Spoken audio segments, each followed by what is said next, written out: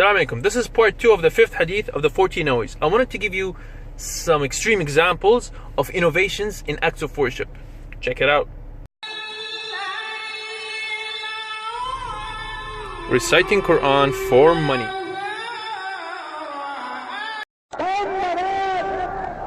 And look at this. They're doing tawaf around a grave, not Kaaba, a grave.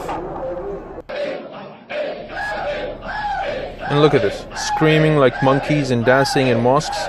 Did the Prophet ﷺ tell us that's how we should worship Allah? Come on, guys. And here, they're praying to a dead person. Dancing like crazy people. Look at this, they're doing sujood for a man. Oh my God, did the Prophet say that? Wow, can you believe those are Muslims? Some innovations can reach to kufr, and some of them are small. But they're all bad, they're all dangerous. Be careful. Assalamu alaikum.